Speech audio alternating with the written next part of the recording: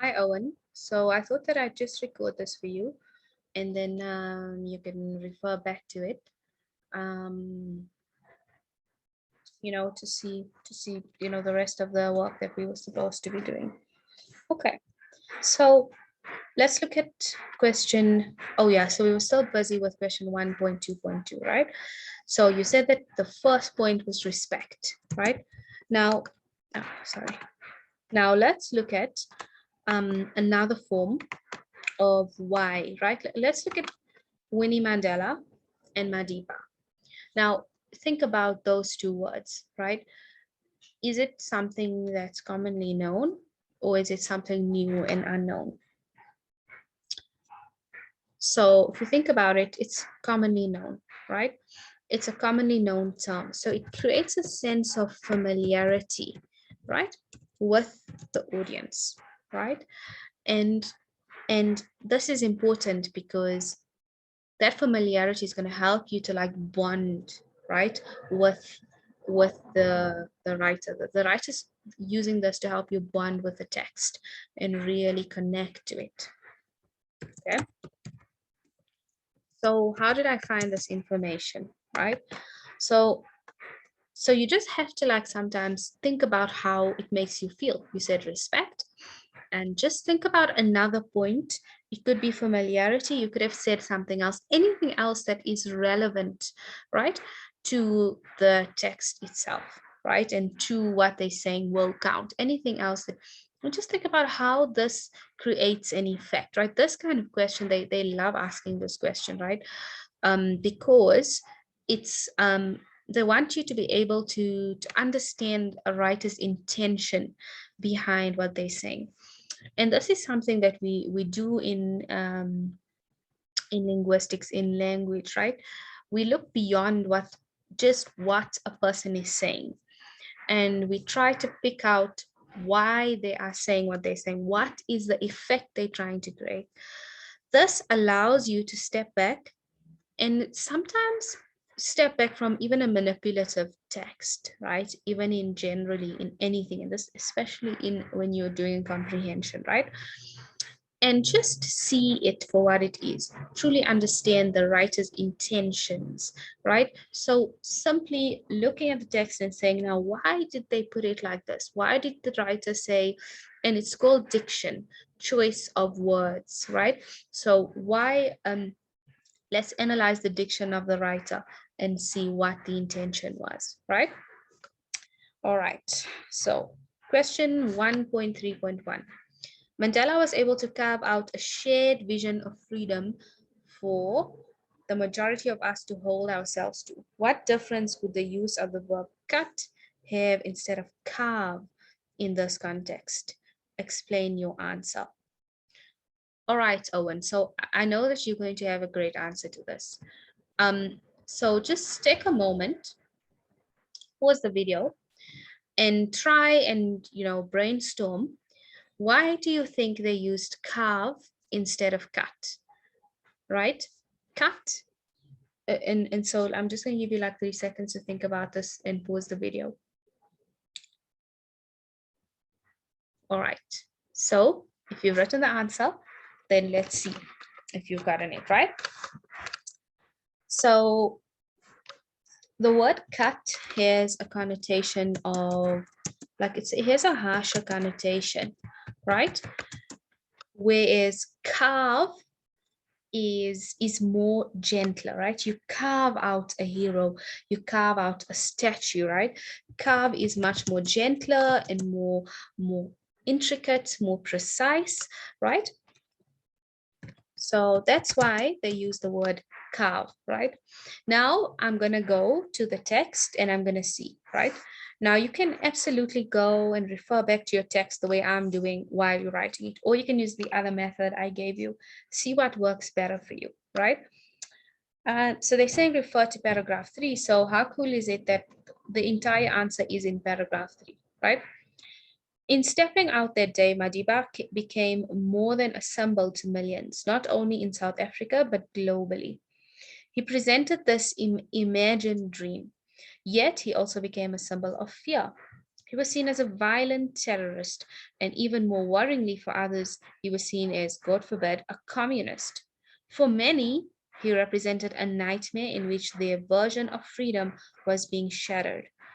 What Madiba was able to do was to carve out a shared vision of freedom for the majority of us to hold ourselves to. It was with a clarity of purpose and a sense of social justice that he was able to shepherd South Africa and many of his enemies towards this vision.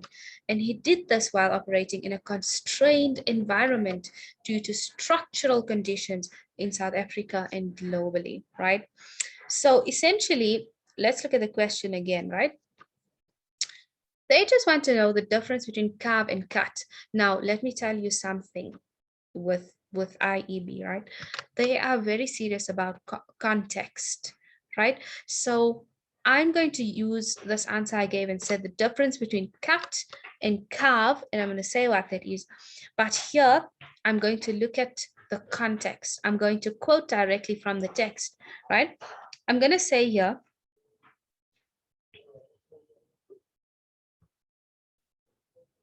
Madiba created a shared vision, right? Despite the fact that, and then the part where they say that many people were not really on the same, like understood him the right way, right? So let me just look for it quickly. Despite the fact that he was seen as a violent terrorist, and even more worryingly, a communist, right? The reason why carved was used was because, now I'm going to give more into this, right? Because they want 3 marks for this, right? So I gave the difference. Now I'm explaining by relating directly, taking out directly from the text and giving that context from the text, right? So I'm saying here, the reason for this was that Madiba was able to shepherd South Africa to end many of his enemies towards his vision, right? Which shows, now put it in your own words, which shows that what? He was able to, he knew how to influence people and garner people, garner an image and a dream for people, right? He knew how to show them what he really wanted, okay? So the 1 mark is going to be you're going to compare. You're going to say, okay, well, let's see where he was, where the people were, and where they are today. And I'm going to take some evidence from the text for that. The second thing I'm going to do is I'm going to say, okay, well, let's talk about a little bit more about how he did that.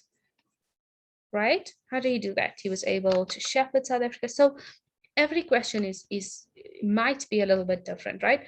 But this is like this is the format of how you answer a question like this, right? You basically find ways to prove your answer. So if you said ka means gentler and kat means harsher, then find a way to prove that that is true. How? By quoting directly from the text, by bringing out a meaning from what you've read from the text. And 1 mark equals to 1 point, 1 point that can be proven from the text, right? So are you using your own knowledge? Not really, right?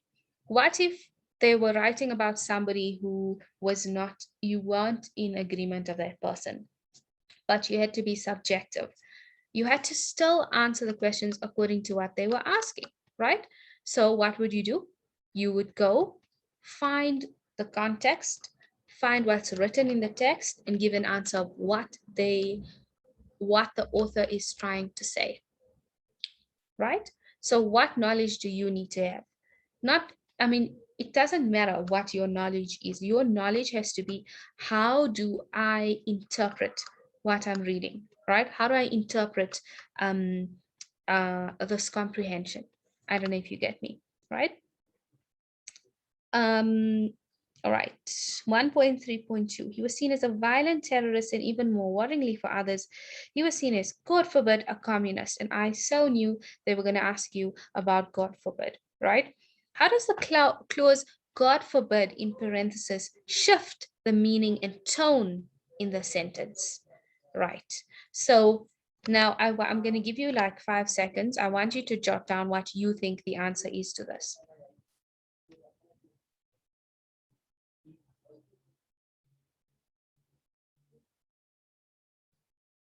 Okay, so if you have your answer, think about God forbid, right? They're saying, God forbid a communist. Is a communist a bad thing?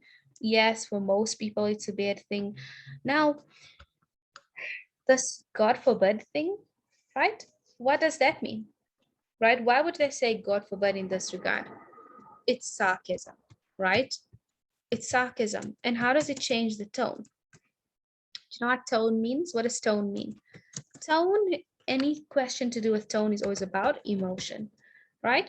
So what is the emotion that the writer is giving here, right? It's sarcasm, it's cynicism, right? Like, I don't know if you've ever watched Friends, right? But like Chandler is very cynical, right, about everything. You can understand cynicism from that example, because she's just being like, or the writer's being like, okay, well, you know, in this context, the writer says he was seen as a violent terrorist, and even more worryingly for others, he was seen as, God forbid, a communist. Like, Mandela is a communist. Oh my God, unacceptable behavior, you know? I don't know if you get what I'm saying. For many, he represented a nightmare in which their version of freedom was being shattered. And I swear this is probably true for many people, you know, that are racist in today's time as well. What Madiba was able to do was carve out a shared vision of freedom for the majority of us to hold ourselves to. So what I like to do is, you know, I think many students also have this issue where they are just unable to focus properly on what is being asked. So how do you really understand what's being asked? Go and read the question over and over again. You know, read the question, read the paragraph, read the question, read the paragraph until you make sense of it, right?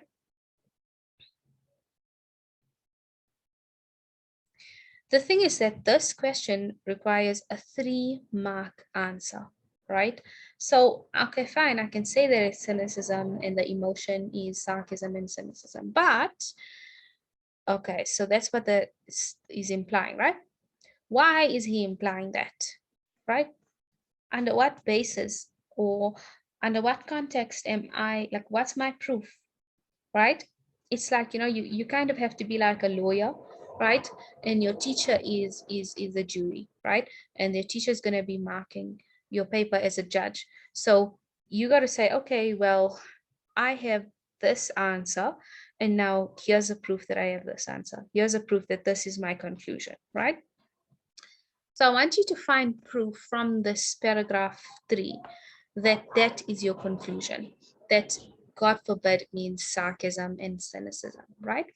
So let's see.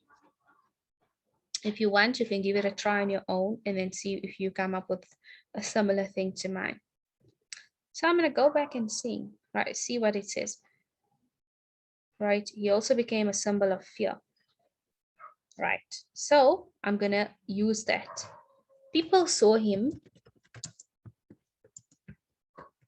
as a symbol of fear. Here. Now I am quoting word for word here, but I'm going to kind of use that to my advantage. And this is how. They were afraid. And what were they afraid of? Let's read what the rest of the text says. He was seen as a violent terrorist, and even more worryingly for others, seen as a communist, as a, God forbid, a communist, right? So people were afraid that he was a terrorist.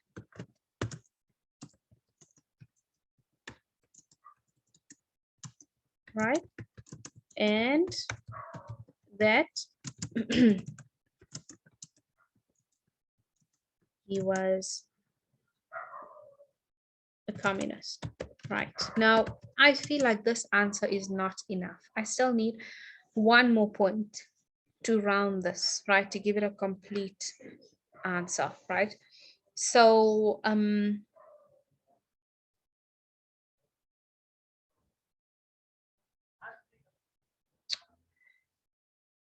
so how do I do that, right? So what else can I say in this regard, right? What else can I say about this particular point, right? Okay, so I can say, let's make use of the parenthesis. The parenthesis, right, gives you an insight. What's the point of the parenthesis here, right? The point of the parenthesis is to give you an insight into the writer's personal feelings and opinions about this, right? This is the writer's personal opinion about this, right? The writer is expressing the frustration, right? He or she, I mean, you just have to make sure that, I'm just going to say he or she because they don't say who wrote it, right? So he or she is sharing their personal feelings towards this thought. And why do we use parentheses? To add an opinion, to add a thought, to add a clause, as they say here, right? To add a clause, right?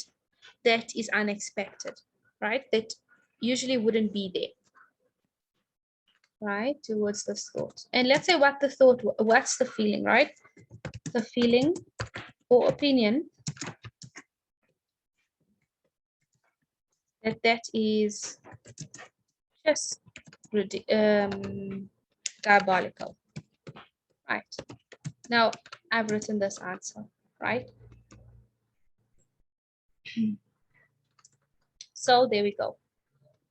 So that's it for today. Let's continue with the rest in the next lesson. For now, I'm going to complete this. I will write this answer, right? Make sure that all my spelling is right. This is the answer I will write, okay?